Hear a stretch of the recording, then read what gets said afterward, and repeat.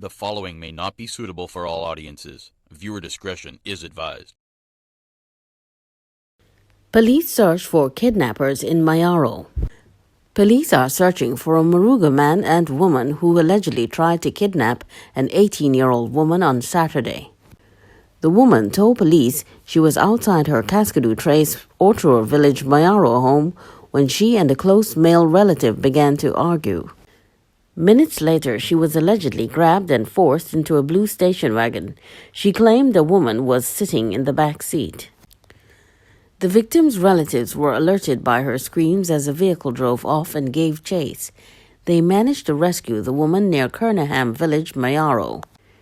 A report was made to the Mayaro police, who are investigating. 3 men erased, 2 women injured in separate incidents. A teenager was among 3 men who were erased in separate incidents in Arima on Thursday evening. In the first incident, the body of a 46-year-old man from San Rafael was found dumped in the forested area of Lalaha Road, Blanchisez Road, Arima, around 4:30 p.m. The victim, who was identified as Sean Francis of Brazil Village, San Rafael, had wounds to his head and was pronounced dead on the scene by a district medical officer. Almost 2 hours later, police were summoned to the scene of a shooting at Paytonville, Arima. According to reports, 45-year-old Junior Rivers of Darcy Lane, Belmont, was liming at the home of a female friend when 2 masked assailants entered the property and opened fire on them before running away. Rivers was shot several times while his friend was shot in her thigh. They were both taken to the Arima District Hospital, where Rivers was pronounced dead on arrival. Almost an hour later, 19-year-old Maloney was at his home in Demerara Road in Arima with his 16-year-old girlfriend and his sister when 2 masked assailants forced their way inside and started shooting. Maloney died on the spot while his girlfriend, who was shot in her left leg, was taken to hospital for treatment. Maloney's sister escaped unscathed. Autopsies are expected to be performed on all 3 victims at the Forensic Science Center once COVID testing is completed next week. Detectives of the Region 2 Homicide Bureau are continuing investigations into all 3 homicides. Venezuelan man shot in Aranguez. A Venezuelan man was shot in the leg on Sunday morning. Police said Eduardo David Cedino Lopez, 25, was at his John Dulham Street, Aranguez apartment when he heard a woman he knows calling him from outside. As he opened the door and invited the woman inside, residents reported hearing several gunshots.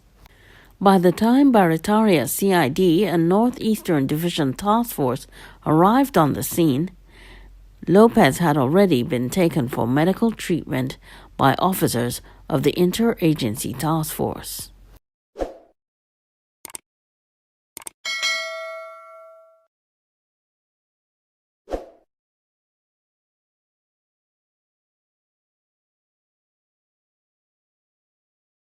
Ex-wife of Coast Guard, who erased his girlfriend and himself on Saturday, advises women to walk away. The ex-wife of the Coast Guard officer, who erased his girlfriend and himself on Saturday, said while she is saddened by the deaths, she is not surprised. On Saturday, around 9 a.m., residents of Hibiscus Avenue Extension in Edinburgh 500 Chaguanas heard gunshots and alerted the police. When the police arrived, they found the bodies of Kester Congo Williams and Sharsa David, both 47 years old. Sharsa David was the Deputy General Secretary of the Banking, Insurance and General Workers Union in Barataria. Williams was found with a gunshot wound to the head on the couch in the living room, while his girlfriend was found in the corridor between the kitchen and the living room with 2 gunshot wounds. Williams was the same officer who accidentally shot himself in the head when his dog jumped on him on December 2, 2020 at his home. According to a relative of David, who spoke on the condition of anonymity, David's 19-year-old daughter heard the first shots and her mother cry out. She went downstairs to investigate and found her mother's body on the floor and then witnessed Williams off himself. Describing Sharza David as sexy, loving, vibrant, and bubbly, the relative said her family was unaware that the couple, who had been together for 5 years, was having any issues. What's hurting is that she never talked to anyone, even her sister, so nobody knew what she was going through. She begged women in domestic violence situations to just walk away and not be concerned about what people would say. To the men, she said, "There are so many women outside there. Just turn your back and walk away."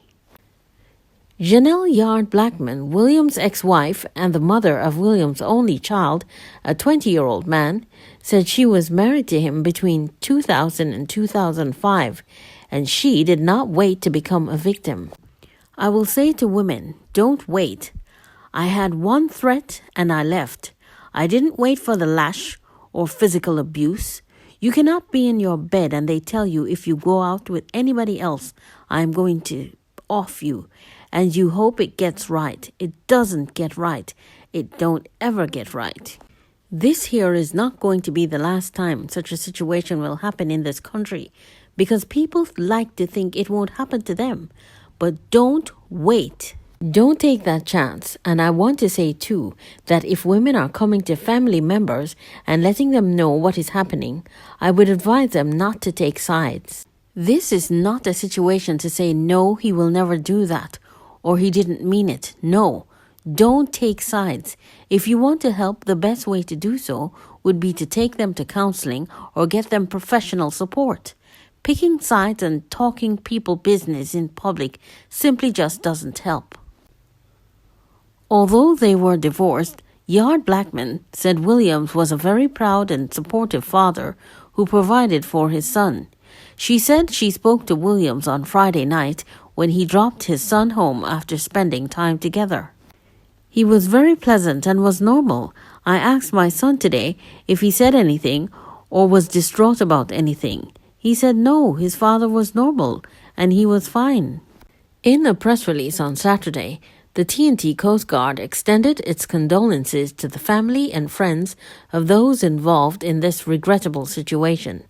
It said the T&T Police Service was investigating this unfortunate occurrence and would support the investigation.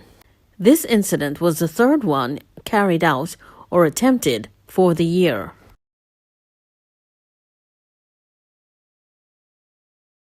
In February, Vashti Sukraj Sukram, 30, was attacked by her husband David Sukram, 38, with a cutlass during an argument at their Barrackpore home. Sukram then ingested a poisonous substance before he collapsed and died at the back of the house. His wife was seriously injured but survived. In April, primary school teacher Amar Diobaran took out his wife at their Barrackpore home before ingesting a poisonous substance and dying hours later at hospital.